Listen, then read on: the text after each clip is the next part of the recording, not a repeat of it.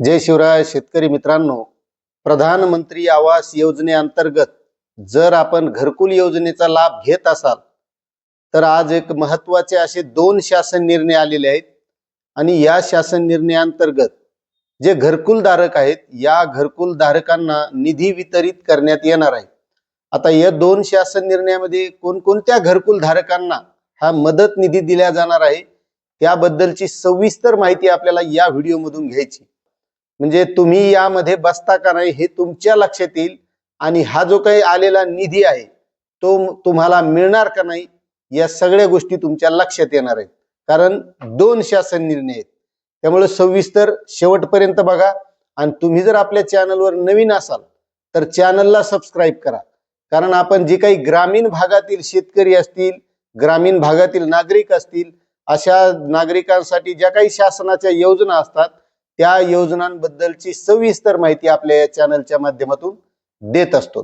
त्यामुळे तुम्ही नवीन असाल तर सबस्क्राईब करा, व्हिडिओला लाईक करा आणि जास्तीत जास्त बांधवांना ही माहिती शेअर करा.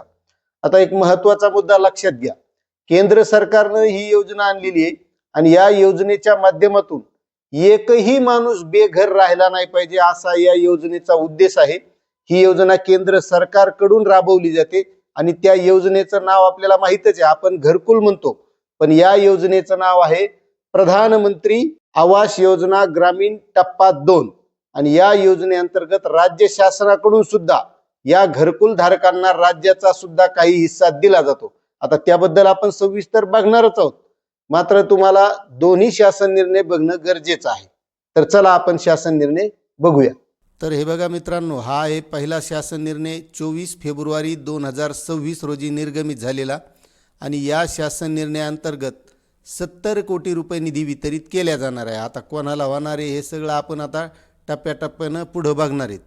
तर हे बघा, एक लक्षात घ्या, या शासन निर्णयानुसार केंद्र पुरस्कृत प्रधानमंत्री आवास योजना ग्रामीण टप्पा 2 तसेच विविध राज्य पुरस्कृत ग्रामीण घरकुल योजनेअंतर्गत सन 2024-25 मध्ये प्राप्त उद्दिष्टामधील मंजूर घरकुल लाभार्थ्यांना देण्यात येणाऱ्या अनुदानात राज्य हिस्स्यातून 50,000 एवढी अतिरिक्त वाढ करण्यास दिनांक 4 एप्रिल 2025 रोजीच्या शासन निर्णयान्वये मान्यता देण्यात आली आहे.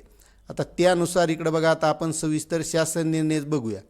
केंद्र पुरस्कृत प्रधानमंत्री आवास योजना ग्रामीण टप्पा 2 तसेच विविध राज्य पुरस्कृत ग्रामीण घरकुल योजनेअंतर्गत सन 2024-25 मध्ये प्राप्त उद्दिष्टामधील सर्वसाधारण प्रवर्गातील मंजूर घरकुल लाभार्थ्यांकरिता अतिरिक्त राज्य हिस्सा 100% या योजनेकरिता ग्रामविकास विभागाअंतर्गत सन 2025-26 या आर्थिक वर्षात पुरवणी मागणीद्वारे अर्थसंकल्पित केलेल्या तरतुदीतून 70 कोटी रुपये इतका निधी या योजनेकरता वितरित करण्याच्या प्रस्तावास मान्यता देण्यात येत आहे. म्हणजे 70 कोटी रुपये हे सर्वसाधारण जे गट प्रवर्गातील घरकुल धारक असतील त्यांना हे देण्यात येणार आहेत. आता यानंतर दुसरा शासन निर्णय बघूया आपण. तर बघा, हा दुसरा शासन निर्णय आहे, हा सुद्धा 24 फेब्रुवारी 2026 रोजी निर्गमित करण्यात आलेला आहे. आता या शासन निर्णयाअंतर्गत 60 कोटी रुपये एवढा निधी वितरित केला जाणार आहे. आता हा कोणाला मिळणार आहे हे सुद्धा आपल्याला बघायचं आहे. आता हे बघा, आपण सविस्तर शासन निर्णय बघूया.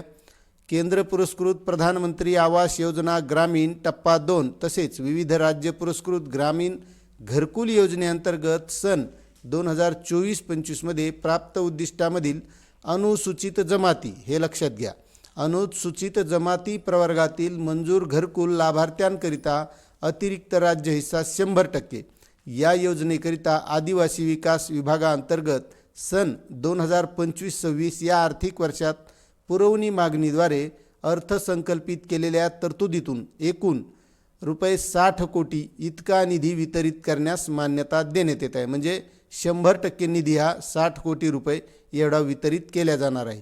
आता ह्या लेखाशीर्षाअंतर्गत दिला जाणार आहे प्रधानमंत्री आवास योजना ग्रामीण अतिरिक्त राज्य हिस्सा कार्यक्रम.